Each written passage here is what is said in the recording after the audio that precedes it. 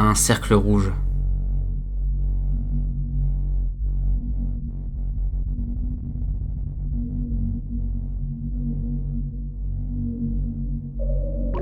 Visiblement alimenté par quelque chose. Supposément les images qui nous sont montrées juste après. Puis des formes jusqu'alors nettes et précises.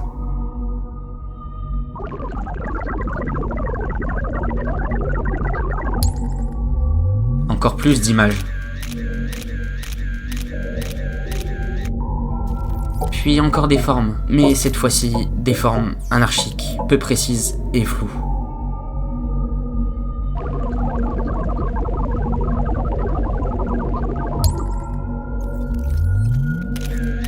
Attendez, mais on connaît ça.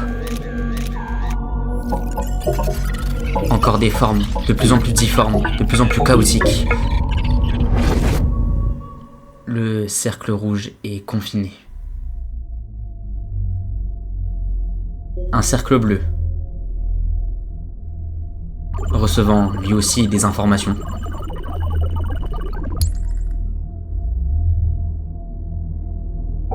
D'autres formes, cette fois-ci beaucoup plus nettes et précises.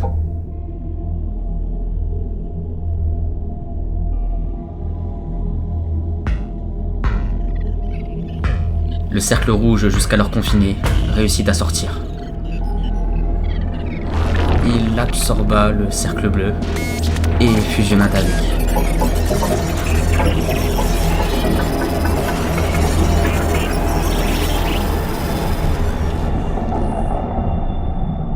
Le cercle rouge a vaincu.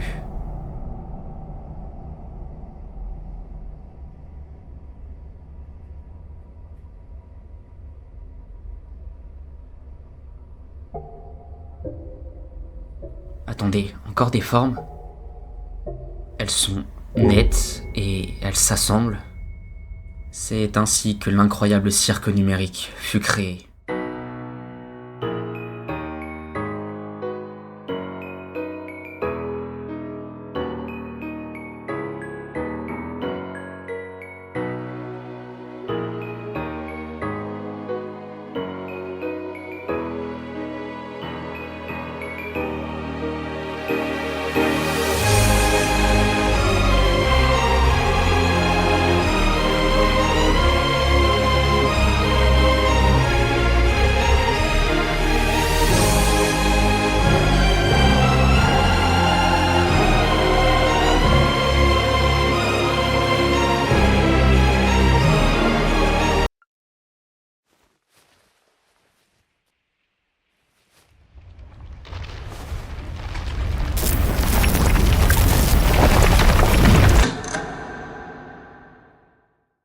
Bonjour et bienvenue dans l'épisode 3 d'Analyse, ça y est, nous y est. Alors oui, aujourd'hui ce n'est pas un trailer ni du Poppy Playtime, hein. On va parler de The Amazing Digital Circus, évidemment, ou plus précisément de son 8ème épisode qui est sorti très récemment, ce 20 mars 2026. Je vous propose d'analyser chaque image de cet épisode et de comprendre vers où TADC se dirige. Alors ouais, je sais, j'ai un peu skip l'arc Poppy Playtime, on en a évidemment pas fini, mais je voulais absolument parler de ce 8ème épisode parce que c'était absolument incroyable. Alors restez attentifs si ça vous intéresse. D'ailleurs, j'en profite, mais j'ai sorti ma réaction à moi et mes deux fidèles camarades à l'épisode 8 sur ma chaîne secondaire MLN VOD, c'est là où je poste toutes mes rediffs de live. Assez parlé, qu'est-ce qu'on vient de voir?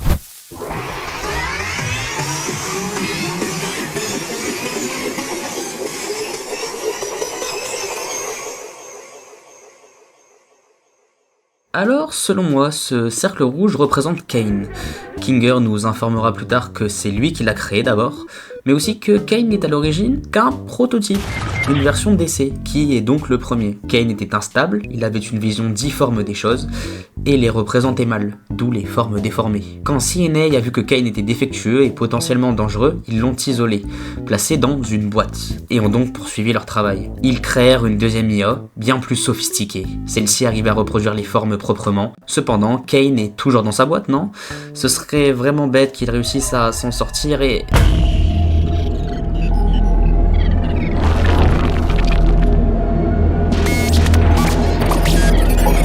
Dommage qu'il s'en sorte et absorbe l'autre IA. Ah ouais. Alors ouais, selon moi, Kane et cette autre IA auraient entre guillemets fusionner. Même si Kane a toujours le contrôle, c'est ce qu'on voit à la fin, c'est le point rouge qui reste, c'est lui qui est là. Et ben selon moi ils auraient en quelque sorte fusionné, c'est ce qui aurait permis à Kane de créer le cirque du coup et d'être entre guillemets un petit peu plus stable, malgré le fait que Kane est toujours instable.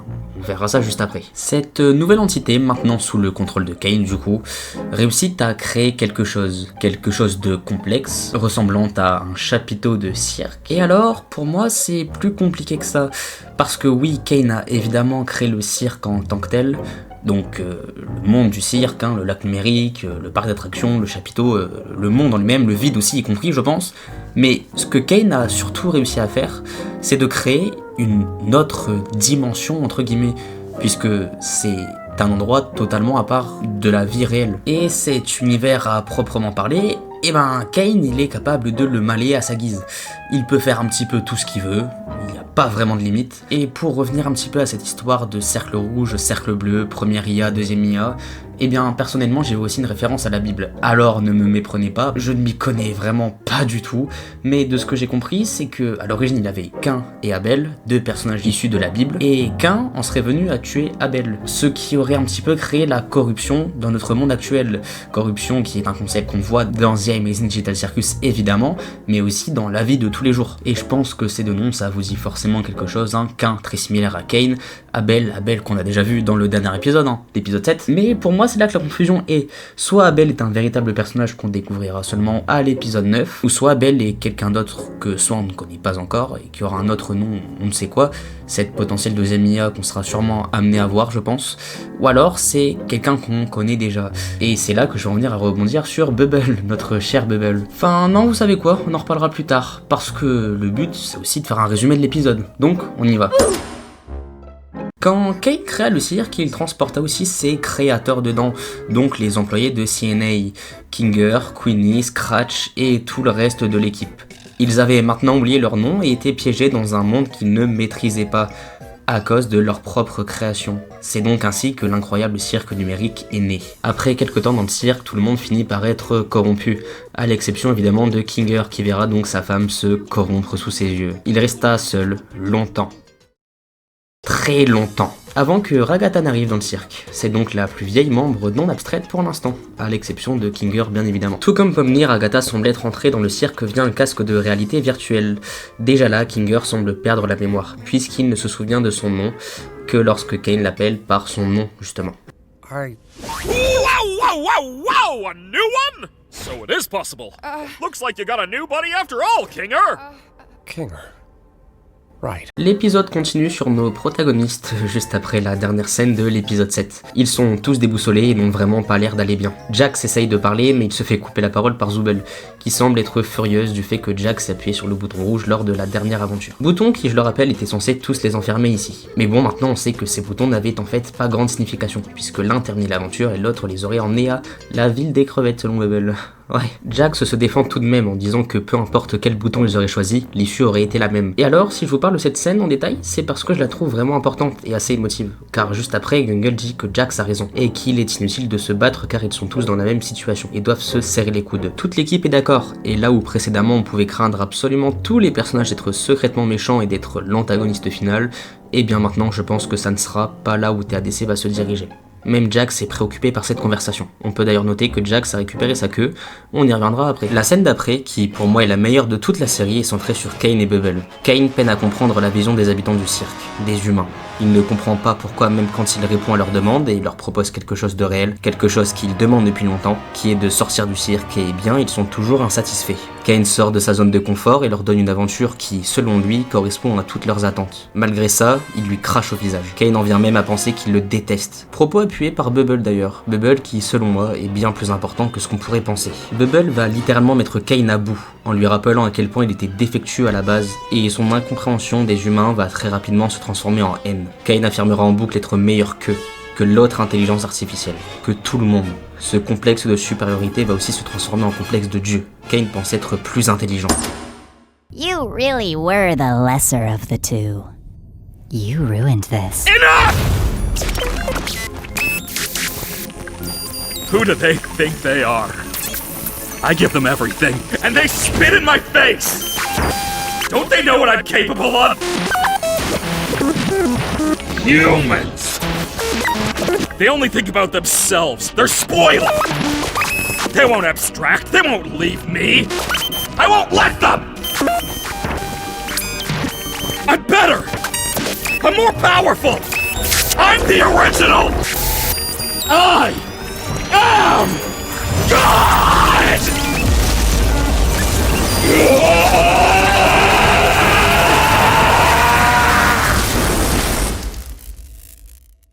Kane, qui maintenant a une toute autre vision des choses, comprend qu'il ne leur doit rien, qu'il est libre de faire ce qu'il veut, quand il veut, à qui il veut. Il montrera une totale supériorité aux habitants du cirque, et les fera souffrir pendant des jours et des jours, sans leur laisser le droit à la parole. And since when were you in charge? Do you have any idea how much I do for you guys? How much I obsess over trying to make things perfect? How many insults I have to ignore to do my job? You have a lot on your minds? Don't make me laugh. I have a new adventure for you, and you should consider participating.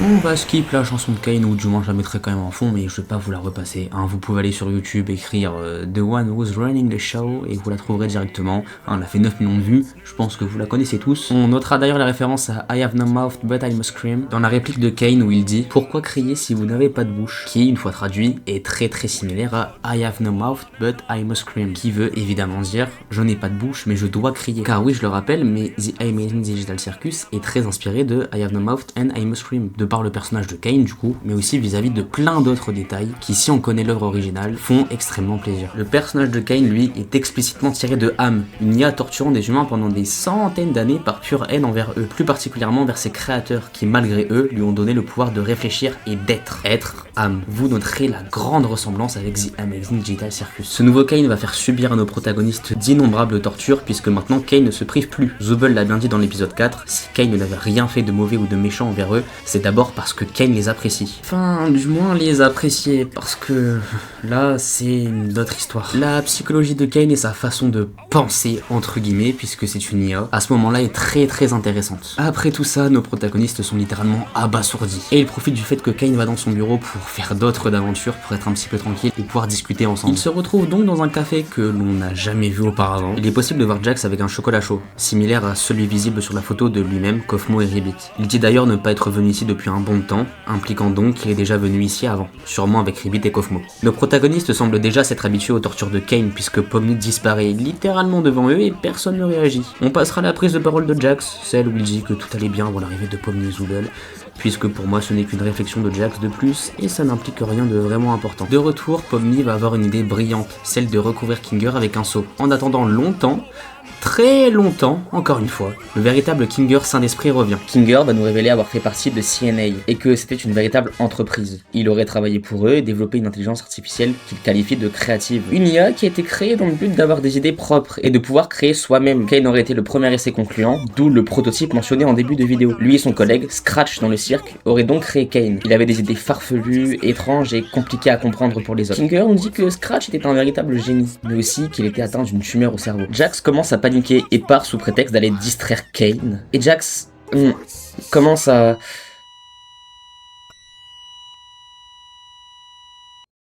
Jax se rapproche de plus en plus de la corruption. On l'a bien vu dans l'épisode 7. Selon moi, à ce moment, Jax réalise que tout ça est réel et qu'il est bel et bien enfermé ici. Il comprend alors les véritables enjeux auxquels il est confronté, car jusqu'alors, il n'agissait que comme si tout allait bien et que c'était un simple divertissement. Après ça, Kinger dit pouvoir faire face aux problèmes de Kane, mais pour cela, il aurait besoin d'un ordinateur. Dommage qu'il n'y en ait pas dans le cirque. Ah, j'avais oublié ça, c'est vrai. Grâce au conseil de Kinger, qui dit pouvoir matérialiser n'importe quoi tout comme Kane, sauf que pour lui c'est intuitif alors que pour eux humains c'est plus compliqué puisqu'ils ont besoin de se concentrer énormément pour ça, et bien Pomni arrive donc à rematérialiser cette même porte qu'elle a matérialisée dans l'épisode 1. Ça fait beaucoup de matérialiser. Et elle arrive donc à se procurer un ordinateur. Un ordinateur venant de l'univers source comme l'appelle si bien Kane, puisque je le rappelle mais cet endroit est en fait une réplique du monde réel, le monde source, que Kane a essayé de recréer. Sauf qu'il ne savait pas quoi mettre derrière, et c'est donc pour cela que Pomni s'est retrouvé dans le Void. Kinger a donc maintenant accès à un ordinateur de CNA et va accéder au code du cirque, au code de Kane plus particulièrement. En parallèle de ça, le reste de l'équipe continue à distraire Kane. Enfin, ça c'est avant que Kane ne remarque l'absence de Kinger et que tout le monde change miraculeusement d'attitude. Makes me wonder why you guys even switched up your tone. If I didn't know any better, it seems like you're trying to... Where's Kinger? Kane a compris leur manigance. Et ouais, il a beau être défectueux à la base, mais Kane reste très intelligent. Bon, j'imagine que c'est fini, ça aura été bien essayé et... We think your ideas suck! Huh? Huh? Isn't it obvious? We wanted to bait you into testing your new ideas on us so we can make fun of them behind your back. Ha! That's not true. Yes, it is! You're a horrible host! You don't care about us at all! You care more about stroking your own ego than giving us anything we'd actually enjoy! Do you know who I am? Yeah, you're a failure! We're all gonna abstract someday, and what will you have then? Nothing. Stop that. And this whole stunt? Just torturing us because we hurt your feelings? Pathetic! You're like a child! What kind of all-powerful being has such a fragile ego? I'm... You never let us feel like we're at home. You don't comfort anyone when they're upset, and you never bother to understand what it's like in our shoes. You discourage us from thinking outside the box and doing things our own way. You lie to us constantly! And on top of it all, you just don't listen! C'était peut-être l'intervention de trop. Kane a pris un gros coup à son ego. Ça se confirme, ils ne se comprennent pas du tout. T'as intérêt à te dépêcher, Kinger. Kane leur inflige leur pire souffrance. Pomni a visiblement toujours du mal à digérer la suppression de Gumigo. Ragata ne passe pas un repas de famille très agréable. Gangle passe par une crise émotionnelle. Zooble est submergé par son dégoût envers elle-même. Et Jax n'aurait visiblement pas dû encore donner sa confiance à quelqu'un. Et du côté de Kinger... I just wanted to fulfill my purpose! Wait, no, shit!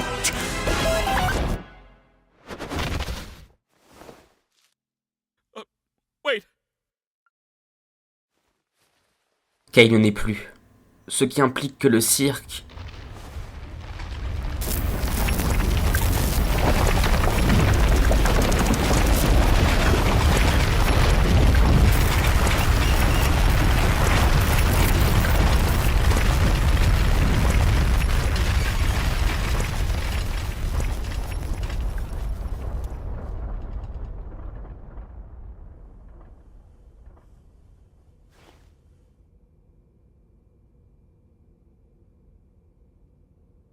I think I accidentally killed Kane.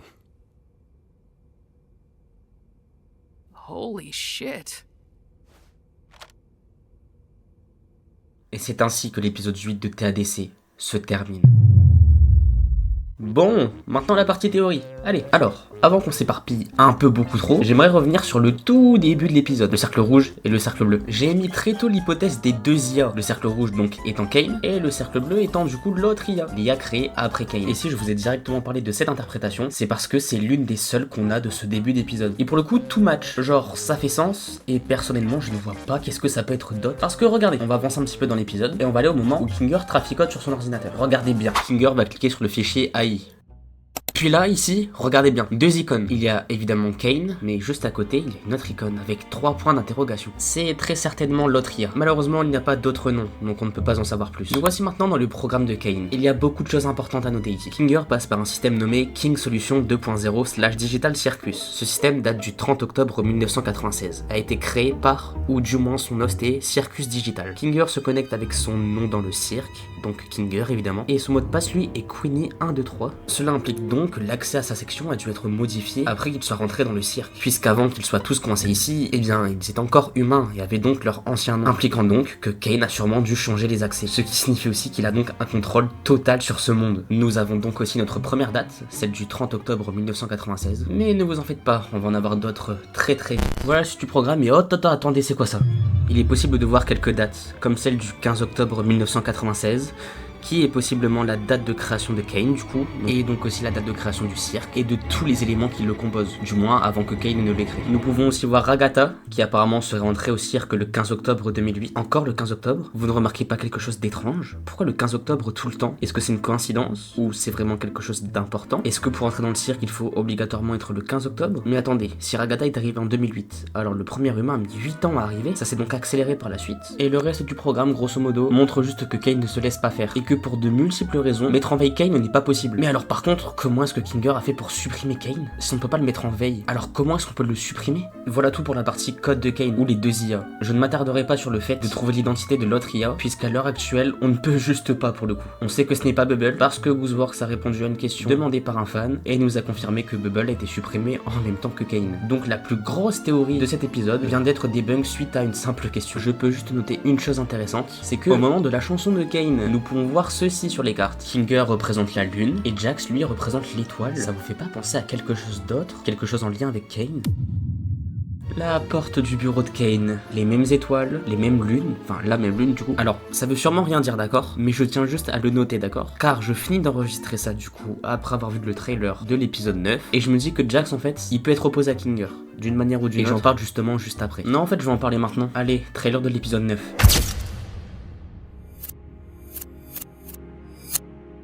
Are you sure? That means... Please, just now, we have nothing. I don't know what's gonna happen. What do we do now? I really wanted to help.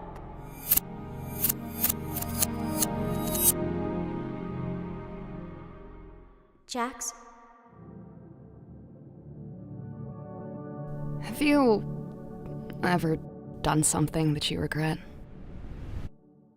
L'épisode 9 de Digital Circus sortira au cinéma le 4 juin 2026 au cinéma, aux États-Unis, au Mexique et au Japon. Malheureusement pas en France, même si Glick est sur le coup. Alors ne vous attendez pas à grand chose, mais sachez juste que ce n'est pas terminé. Que dire de ce trailer, bordel?